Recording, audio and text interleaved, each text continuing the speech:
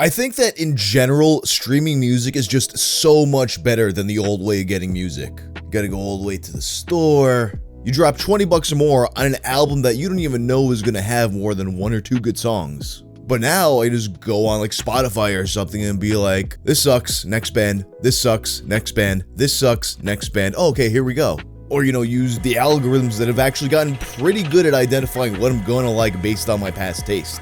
That being said though, there is something that I sort of miss from those days. That sense of mystery and discovery. Picking something out just because the art stood out to you on the shelf. Whether it be cool art, unique, goofy. I think at the time I saw Razor's album Shotgun Justice. With art that looks like something an edgy 14-year-old drew on a notebook. Looking like an AOL Antagonist Inc. character portrait. With a smiley face for abs. Then it turned out that the album was actually really good. And then you get to an indie record store and you might find something even more obscure. A foreign release or a rare bootleg from a band you liked. Some CD that a local band spent all their pay from Sam Goody to make. Or maybe, some album that nobody has an idea what it is. Well, as one 4chan poster discovered, that sense of mystery is alive and well at your local thrift store. It was in 2014 that they came across a strange disc with the face of an anime girl. Ladies and gentlemen, this is the story of Panchiko DEATHMETAL.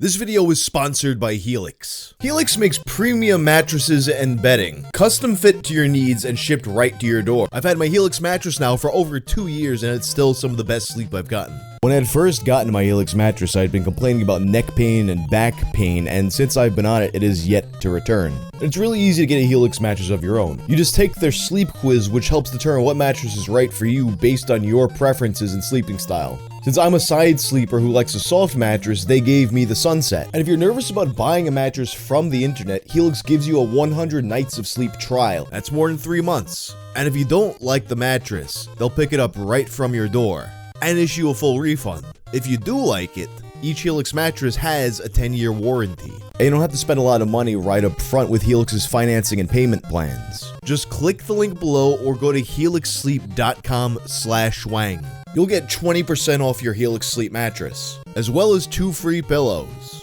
This is probably one of the most requested lost media stories for me to cover, and in the time since people started requesting it and now, it's no longer lost media. But let's go back to the start of the mystery.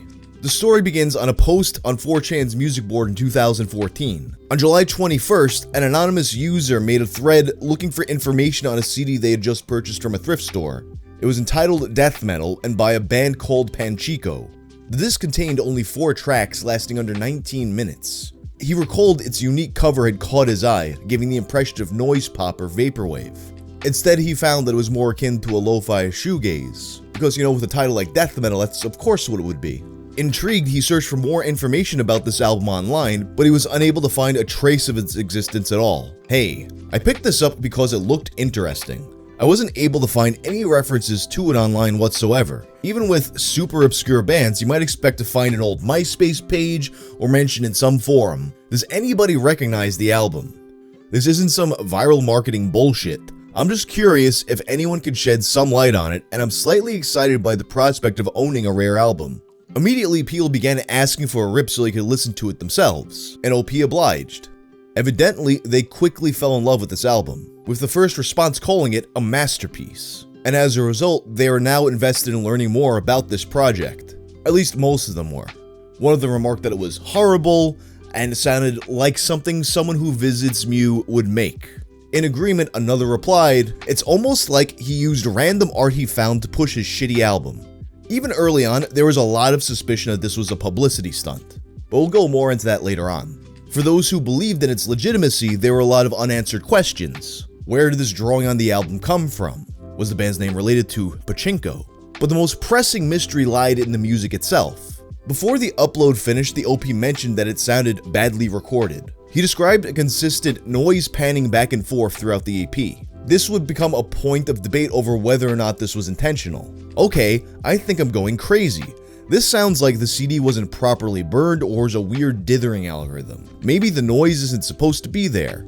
In response, the OP insisted they were wrong. I think it's definitely supposed to be there. no way that would happen with 2000s technology. This date comes from the CD's liner notes, which he'd attached in an Imager album. It also credits the band's members, but unfortunately, in a move reminiscent of the Resident Evil 1 end credits, only their first names: Owain, Andy, Sean, and John. The only other clue came from the original poster.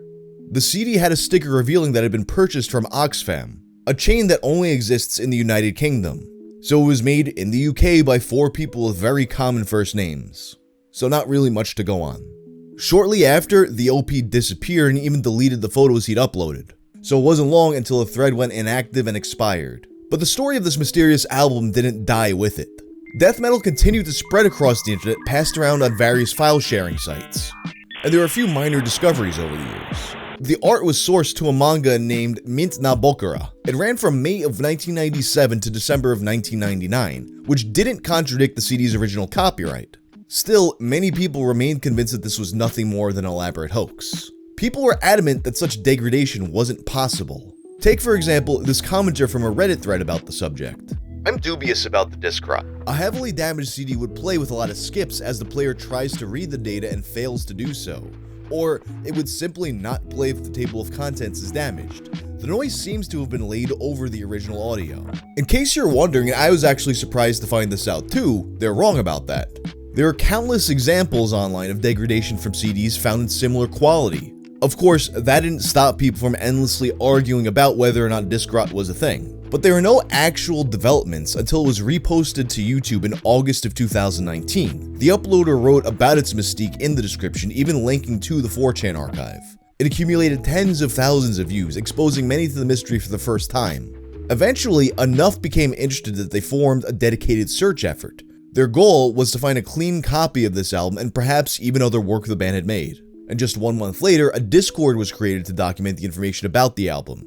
Their main lead at the time was from the original discussion. You see, while discussing Oxfam, one Anon mentioned that they had actually seen it there before. They specifically recalled it being at a location in Southampton. The searchers emailed that specific shop, only for staff to deny ever having had it in stock. But that didn't discourage them, instead exhausting the lead to its fullest extent. They began contacting every single musician in the area that shared a first name with the band. Unfortunately, this was also in vain. Every single musician they contacted either claimed to have no involvement in the project or just never responded at all. It all seemed hopeless, with many just contemplating throwing in the towel. But there's still one clue left that had gone largely unnoticed. The original post's image showed a blurry but still legible barcode on the CD. This, as it turns out, was not an ID for the item. Rather, it was for the person who gifted it. That meant that it was a direct lead to someone else who had physically possessed this album. It seemed promising, but there were already some immediate setbacks. It was already unlikely for Oxfam to have this information on record after such a long time. But even if they did have it, they're not just gonna dox the person who gave them a CD. That would be very illegal due to UK privacy laws. And because of that, it was presumed a dead end and abandoned. That is, until January of 2020, when one user took a second look and inadvertently cracked the entire case wide open. By looking up Oxfam along with the last 4 digits, he found references to a location in Sherwood, Nottingham. This didn't shift their ability to get information about the code, because all the same laws still apply, but it allowed the team to shift efforts to that area. And as a typical shot in the dark, one person sent a message to an Owain they found living in Nottingham. The Facebook profile appeared abandoned, but showed he had a background in music. Still, they could have never predicted that this actually was Owain, the lead singer of Panchiko. And Owain, of course, was apprehensive at first. I mean, it's a pretty natural response to a random stranger on the internet asking you about a project you'd abandoned 2 decades ago. But once he realized it wasn't a joke, he confirmed that he was indeed the Owain who sung on death metal. The fan went on to explain that this album had gained a cult following online and people were desperate to get a clean copy of this recording. Shocked, he immediately reached out to the other members of Panchiko. The following is an excerpt from Vice in which he recalls the conversations. "Have you seen this?" he wrote to Andy, who was with his girlfriend in Korea at the time. Andy was just like, "Bloody hell. We couldn't believe it," remembers Owain. Sean, who is now living in Cambridge, was next up. They lost touch with John years before. He was equally stunned. I hadn't listened to it for 20 years, Sean admits, but when I heard the track again, I was actually pleasantly surprised. The three men had long since abandoned their dreams of becoming famous musicians. Andy was the only one with a career in music at all, having become a sound engineer. Owain briefly pursued other artistic projects before moving on to education, and Sean the bassist became a tree surgeon. In a message posted on January 21st, the group confirmed that Owain had been contacted. He confirmed to them that the distortion wasn't intentional, but then in a surprise twist, revealed that they had no intentions of releasing a clean copy. This is because, as it turns out, they didn't have any. You see, Panchiko was made of childhood friends, and death metal was recorded while they were still in high school. This meant that they had little to no money and were forced to use cheap low-end equipment, which partially explains why the CD had deteriorated so much. Only 30 copies were ever made and mostly just sent to journalists and record labels. Nobody responded, so after a second EP with similar results, they threw in the towel. By 2020, none of the original members had any copy of the CD. Andy, who had produced the CD, even found that the original masters had vanished, so it was somewhat of a bittersweet victory. They'd solved the mystery behind the band, but all hope of getting a clean copy of death metal was lost. That is, until February 3rd. By pure coincidence, one of Andy's friends managed to uncover a then-forgotten copy of the EP. This was in far better condition, having little to no disc rot, and because of this, Andy was able to transfer the CD and remaster the project. He also managed to find a copy of the band's second EP, Kicking Cars, which hadn't surfaced online, and he decided to give it the same treatment so that it could be included alongside the original tracklist. The process took less than 2 weeks, with the remastered version releasing on February 16th of 2020. Death metal was, for the first time ever, publicly accessible in its intended quality. And you might think the story would end there, but there's actually still so much more to it. Within hours, it was downloaded so many times that it was one of the best-selling albums on Bandcamp that day. And shortly after, it was put on streaming services where it garnered an even larger audience, with most unaware of its backstory. And they've only grown exponentially since, with over 600,000 monthly listeners at the time of this recording. And because of this newfound success, they've reformed as a band and even begun recording new music. In 2021, Panchiko released their first single in over 20 years. Months later, they performed their first live show. And now they're doing international tours around the world. I'm actually going to be seeing them at Sick New World, which has one of the most chaotic mixes of bands I've ever seen. It's honestly fascinating how this story played out. In just a slightly different timeline, that OP never purchased that CD or posted about it online. But because he did, now these childhood friends are back together again and playing music in front of crowds. Now before I end this video, there is something else interesting that I'd like to point out.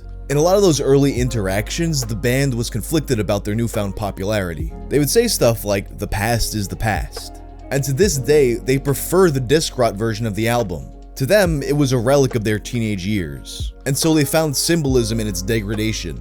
Owain elaborates on this in a message he sent early on. Now, what I find interesting is, after listening to many videos on YouTube about the EP, I feel that the degradation of the CD is actually part of the music now. It is a part of why people enjoy the music, and whilst I try to look for an original copy, I feel like it may take something away from what people found in the music.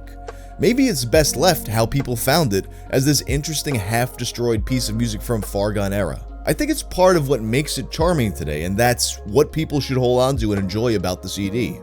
It's an interesting interpretation, especially coming from the artists themselves. And when you think about how many different things had to align for this to happen, it's kind of beautiful in a way. And because of this, I'd like to recommend anyone who likes death metal to check out the original rip at least once. Maybe it'll change your view on the album, or maybe it'll just hurt your ears. But anyway, that's the story of Panchiko Death Metal. If you like this video, check out my series about the most mysterious song on the internet. I'm out.